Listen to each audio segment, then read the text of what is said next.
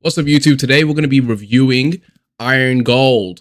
This book that I've read, the fourth book in the Red Rising series. Great book in my opinion. And I'm just going to tell you a little bit about my thoughts about the book, what I took away from it, and how I rank it against every other Red Rising book. To start off, I really enjoyed this book. It's actually surprising because I did not like this book at all when I first started reading it. I was always getting up to like the first 30 pages, first like 50 pages, and then putting it down and taking a couple of weeks off and coming back to it. It was like pretty hard to get back into it because of the time skip. But I actually really enjoyed it after finishing it. It was really, really good. I felt like the multiple perspectives, multiple POVs, I really enjoyed towards the end. Now, a lot of people put this as their least favorite of the Red Rising books, and I have to disagree entirely. I would say, so far, having read the first four, this might be my second favorite book out of the four. I would put Golden Sun at number one. I would put Iron Gold number two. Then I would put Morning Star and then Red Rising, the first one, as number four. I think that the multiple point of views is honestly some of the best work that Pierce Brown has done so far. The way that he weaves in all of those different perspectives, how everybody feels about, the rising and everything, and then weaves it all together to sort of come together at the end, I felt was really, really well done and really gave a different perspective outside of Darrow and outside of the Golds into how they all view like a gray coming after the rising, how they view this new society that they built. A red coming from Mars, whose family gets killed, how she feels about this whole rising, And then you also have Lysander's POV. Now we're going to get to Lysander. I have a few things to say about him. But first of all, I would love to say, I started off this book only wanting to get back to Darrow's POV and get back to what's happening with Darrow, because he was the main character of the first three, and that's the one I felt most comfortable getting back into because I already knew him. I knew what his vibe was. I knew what his goal was, really.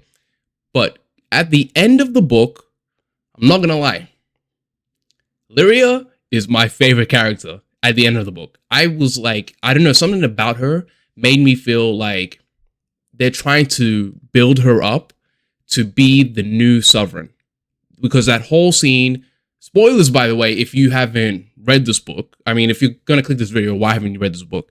But the scene where Lyria and is talking to Virginia, and Virginia's like apologizing for everything that's happened to Lyria and the whole fuck up that they've done with the Rising and the Republic, and how they haven't they've made equality, right? But they haven't raise the living standards of everybody. The Golds are still rich. The Golds are still surviving after all of this stuff and at the top of the society, essentially, while everybody else is sort of, now it's like a capitalist society. They have to pull themselves up by their bootstraps, essentially, and make something better of themselves, where they didn't have the opportunity previously. They were all slaves. Now they have the opportunity. But the problem is, if you open up this entire world, you need to make things equitable for everybody, especially the people who are at the very bottom, the Reds, and, give them reparations and give them a chance to like get back at the top. And, Virginia's perspective was very much, let me just try to maintain the status quo, which is what they were trying to break in the first place, man. Fuck a status quo. Let's completely do something different. But it was Lyria's, it was her poise in being able to forgive Virginia, forgive the Sovereign, like say, I understand what I remember now that you were part of the mud. You've tasted the mud. You were a freedom fighter. You fought for my freedom. And I get that now. And I forgive you for all of your missteps and your lack of care for the people like me at the bottom. And I don't know, something about that, like a Red having more forgiveness and more character than the Sovereign, who's supposed to be the head of the society, head of the Republic. It just made me fuck with Lyria's perspective immensely, and made me feel like I want Lyria to be the person who's in charge, the person who's the Sovereign, the person who's taking the entire Republic and being the face of it, because she seems like the best face of the Republic. Now, enough about Lyria. Let's get to some of the other people. Ephraim, he's a bit of an asshole, but I get it, man. He's like shell shocked, but he's like pathetic, man. He's like a pathetic piece of shit. You know what I mean? He's like Bear from Obsession, like a passenger in your own life. Like you're saying that you can't make any changes or any choices. You're just forced down this road. But realistically, like you're choosing to do a bunch of fucked up things. Like you choose to kidnap kids and give them to the syndicate. Like I get that they're golds, but the fuck, like it's bad. Like I wish the explanation that Holiday gives for Ephraim happened a little bit earlier to sort of, I don't know, maybe justify in the reader's minds. Okay, Ephraim is doing bad things, but bad things has happened to him. So maybe we can, feel a little bit more conflicted about it. But he's really, up until that point where they explain that, the Golds who killed his entire crew got pardoned by the Sovereign. Up until that point, you're just thinking, oh, he's only this bitter because Trig died. Fucking man up, bro. Everybody's getting killed. Why are you bitching about Trig? Come on, what are we saying? But if that explanation from Holiday was a little bit earlier, it would have made Ephraim's character a little more understandable. You know what I'm saying? That's all I really have to say about Ephraim. The last two perspectives. Now, these two, I might get hate for this. I might get hate. Well, not for Lysander. I know that I'm not going to get hate from Lysander because I think what I feel is very much the same about everybody.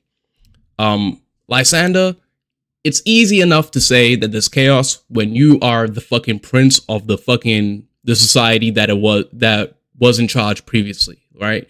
Like the biggest fucking white privilege bullshit. Like, oh my god, yeah, look how good the Jupiter niggas are living. Look how good the Jupiter fucking Golds are living. They're living to the trueness of the society core and their honor and blah blah blah blah blah. So yeah, it's easy enough for you to say that because you were the fucking prince. You didn't know what it was like, bro. We watched Darrow go from a literal slave to breaking down this entire society. We saw all of the fucked up things that they did. Like, no amount of logic you can say can cover up the fact that these people went through horrible shit because of you and your family. What are we talking about? Like, fuck out of here, bro. And the only reason that the Jupiter Lords, the Moon Lords, have this sort of, like, morality and honor when it comes to the system is because they don't have the resources to do anything else.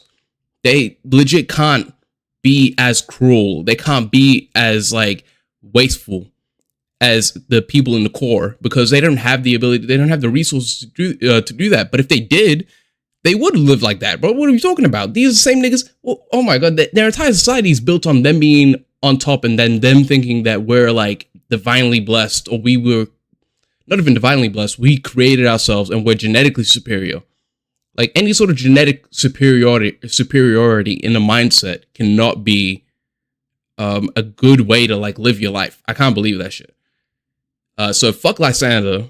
You know what I mean? He was like, he had some things at the beginning where I'm like, oh, he might be like redeemable. He might be like the next Darrow, but like trying to do the Republic in the right way with order, where Darrow is just a war machine. Nah, this guy is a piece of shit, bro. I don't like him. Especially the whole thing with Cassius, where he exposed himself and try to get rid of Cassius' like redemption. And he's like, oh, it's redemption that's like shallow. And I guess it is, but Cassius' life before he had this whole redemption arc that he was going through was even more shallow. So what are we talking about? Like you did it for selfish reasons, and he's a narcissist. That's what it is. He can't fathom perspectives that are not his own being correct. That's why he's so dead set on himself the entire way through. And he has like no doubt, except for the fact that like, you know, he only decided that I'm going to like live this life of peace or like saving people with Cassius because I have no other option, you know? But the second that he gets an option, he's like, I'm going to sell out Cassius. I'm going to expose this. I'm going to start a whole war again. Like, he doesn't care. He's a fucking narcissist. Now, Darrow, people are overly critical of Darrow. They say that Darrow is a gold. He's acting more like a gold than he's acting like a red. And I don't vibe with that at all. I can't vibe with that. Darrow, look, you can't start something and then halfway finish it. I get that it's been 10 years. People are not comfortable. They have families. Several has like daughters. They all have families now. Let's just try to make the peace and blah, blah, blah, blah, blah. Easy enough for you to say when there's reds and browns and greens in Venus that are all subjugated and pinks being like, assaulted and stuff like that. Easy enough for you to say. But everybody else lost their balls. Everybody else is like, we can't continue down this road of just war and violence and stuff like that. The second that you like take your foot off the neck of these golds, they're going to come back and violate you 10 times worse. Because these are not people who are rational. They're not people who want to like live peacefully. They live at the top of a society, and the Republic, if the Republic exists, it completely threatens the entire foundation of their society, because their society is based on slavery. Any free land is a direct threat to any society that is based on slavery. So if it's 5 years, 10 years, 25 years, 50 years, those guys, the Ash Lord, the Venusians, the Moon Lords, all of them would be coming for the Republic and trying to destroy the Republic, because that is a direct threat to the entire society of how it was before the pyramid. So Darrow understands this. He's like, bro, we already started this shit. We can't now play this glad-handing political game like Dancer. What the hell are you talking about, bro? Dancer, bro, you have no vision. You've never had a vision. You were doing things because Fitchner was telling you. You know what I mean? Ares was telling you, hey, get these reds. We'll try to do this whole idea because I had the vision of turning a red into a gold and then infiltrating society and breaking society from the inside type shit. Dancer never had that. Dancer's been a horrible leader from the offset. Dancer is the reason why you even have the Hand of Ares, like whatever that terrorist group was of that girl, you know what I mean? Because he wasn't able to be a good enough leader and see what he needed to do. Like, he was raising up this girl and was like, yeah, I sympathize with what you went through. So because I sympathize with you, I'm not going to address any of the fucked up things that you're doing or the fucked up mentality that you had. And that led to her becoming like this whole terrorist that's destroying and targeting specifically the Republic, not even targeting the Ash Lord, not even targeting all these other people. They're specifically targeting the Republic and killing Reds and massacring them. For what reason? You know what I mean? And that's Dance's fault because he has no vision. So now he's older and he's like, oh, why are all these people dying? Blah, blah, blah, blah, blah. Didn't you start the first book saying, oh, Darrow, you need to sacrifice yourself. You need to do all these fucked up things. You need, like, there's no point. You need to, like, he was the one who made Darrow a fucking weapon. And now that he's old and now that his heart is, like, more brittle, he doesn't want to fight anymore. Bro, who gives a fuck what you want, bro? Move out of here. Move out of here. I don't want to hear you. What are you talking about? Darrow sacrificed so much shit. Darrow destroyed the society. Darrow is the one who had the vision to destroy the society when you were like, oh, let's do some other plan. Darrow is the one that's like, nah, I got an idea. I got a plan. And he's the driving force behind destroying the society and giving the option for a republic to even happen. He could have taken charge. And when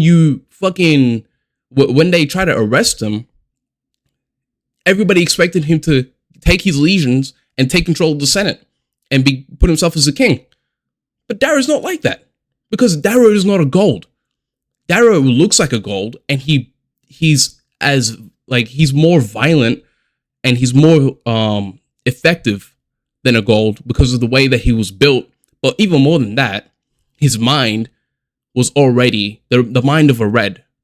The soul of a red is what he has, and that is what allows him to outdo all of these golds and do it in a way where he's better than them and he outdoes them every single time. We have never seen, we've seen in this entire time, Darrow just overcoming the odds and putting belt ass to these golds every single time. And it's not because he's a better gold than they are. It's because he's a red. That's why he's able to do these things. So people saying that like, oh, Darrow is more of a gold than he's a red. Bro, what are you even talking about, man? I don't like that shit. I don't like that shit at all. Oh yeah, one more thing. Victra, I don't like you. I don't like you, Victra. You're everything that's wrong with golds, and you're still at the top of the society. And she like is like the richest gold out there. She's saying, oh yeah, they want to fucking unionize and they want to create socialism and shit like that. Fuck that. Why don't we just kill these people? It's like, bitch, what? That's the exact type of talk that we were trying to get rid of. And now you're at the top of it and you're married to the husband of the number 2 army general, right? You're married to Severo, who's like the number 2 most important military general in the entire republic. And because of that, and you got all this fucking money, and you're just living the same life of obscene, like this opulence, and you have no concept that you are still what is wrong. You know, it's not just the golds; it's the entire capitalist society and capitalist structure that allowed and facilitated the golds to get to the top in the first place. And now she's still at the top, and she is like, oh, my family gets taken. Sure, she cares about her family, but the lack of regard for anybody else, I don't like that, because she's inherently selfish and prideful and a fucking bad person, really. Now let's get to some theories I have about this, right? Diomedes, I believe, is in love with that Pink, the older Pink with the translucent mouth. I think he's in love with her. That's why he's a bit of a wuss. He's like all on his honor and stuff like that. But there was a moment in the book where he like made a face when she was walking into the room or something. I think that he's in love with her, low key. I think that's something that he doesn't want to say the Syndicate. The Syndicate being connected, you know, with the people who sent the Syndicate being connected with the Ash Lord's daughter and having sent the recording of the recording of Darrow lying about destroying the Ganymede ports. That's so interesting to me. Like, that's so interesting to me. And I'm low-key thinking that the Syndicate low-key took over all of that shit. Like, they low-key, I think, are in charge of the Ash Lord and all that shit. I think they took over everything. And that's the Jackals. Like, I think it might have been the Jackals, because the Jackal had like a number 2, like a girl. So I think she might be in charge now, and she's like doing everything to sort of destroy the Republic because she loved the Jackal, and Virginia and Darrow just like killed the Jackal by with capital punishment or whatever. So I think that's very interesting. I don't trust Tongueless, right? I don't trust the Minotaur. I think Tongueless is very weird. He seems very cool. He seems like the new Ragnar, an old obsidian, blah blah blah blah blah. But a few things don't really line up for me. So first of all, Tongueless being in the cell, strange. I'm just gonna say it. It was a bit strange when he got introduced, right? Something about it just was a little bit off-putting, you know what I mean? And the fact that he became friends with everybody so quickly, he was like friends with Severo really quickly, took one of Severo's knives, and nobody can really do that. So yeah, I think he's a little bit too convenient of a character, right? Also, the fact that the Minotaur, instead of just leaving the prison, right? Because he could have left. If he was able to switch himself out, I think he would have been capable of leaving. The fact that he was able to poison the Ash Lord 3 years previous, I think also just means like he had the ability to leave. So why didn't he leave? You know? I think he's in cahoots with the Syndicate and with the Ash Lord's daughter or whatever. I think even the Ash Lord's daughter being the new person in charge, I think that's bullshit too. I think Tongueless And the Minotaur and the Syndicate, like all three of them, are all in cahoots with each other and all trying to destroy Darrow and the Republic from the inside. I think Severo, Loki getting pissed off at Darrow, being like, man, what are we doing here? X, Y, and Z, we have no plan. You know, you're sending us into this random bullshit again. Everybody's dying, blah, blah, blah, blah. It was weird. It sort of came off as like a very last minute thing that they just added to the story out of nowhere because Darrow had to be by himself in the next book or some shit. But, bro, Severo, where the hell are all these complaints before they left? You know what I mean? You already knew the plan was to go to Venus and kill the Ash Lord before they left. You could have been like, I'm not doing that. I want to go see my family. And then in that moment when you were going to go see your family, be like, I guess I'm not going to do that shit, whatever, blah, blah, blah, blah. I don't know. Severo is giving me a bit of a suspicious vibe. I don't think he's going to betray Darrow or anything like that, but I don't know. The fact that he's got an old buddy with Tongueless, it's a bit of a, manipulation could be happening in some sort of way or fashion. Iron Gold, I'll give this a 4 out of 5. This is below Golden Sun, but number 2 out of the books that I've read so far. I still need to go through, get some of the more finer details, like the whole way that I need to go through and get some of the finer details of the book, like the moment where Darrow was leaving. He went to go see his son. I mean, his son, in my opinion, I fuck with Pax. Pax is cool. I love Pax. But when he was going to leave his son, there was that whole moment there. I think I need to go reread those scenes because I feel like I may have missed something that was indicative of something. I don't know. Like, it was just very like I think I rushed through that period of the book. Also, I do want to go through and see if they mention anything in the book about 3 years prior to this, like the events in this book happening. I want to see if there was anything that was happening 3 years prior, because the fact that the Ash Lord got poisoned 3 years ago and that it was by the Minotaur, it may be lining that, like, there's certain maybe connections that are happening there that I'm not seeing right now. So I need to go through and see if I can find anything. But I'm excited to get back into the series. You know, I took maybe a 2-3 month break from Morning Star to Iron Gold, where I was trying to read it, but I couldn't bring myself to do it. So I'm excited to get back into it. I have the bug again. Dark Age is the next one I'm going to get through. I've heard a lot of people like comments. I haven't seen any spoilers, but I've heard people say Dark Age it lives up to the name. Like, it's a lot of fucked up things apparently happen in Dark Age. So I'm excited. I'm ready. I love the fucked up things that happen in these books. So big excited. If you got this far in the video, thank you for watching.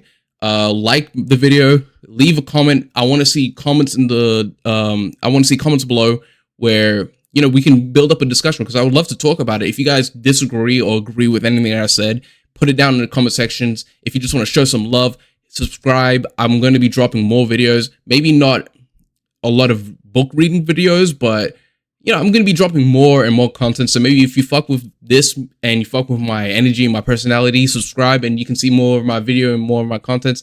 Like, it will definitely help you, help me if you like the video. And I'm going to be leaving my socials down in the bottom. So if you want, follow me on IG, follow me on Twitter. I'll be dropping shit and I'll be giving my opinion about shit and stuff like that too. So thank you for watching. Peace.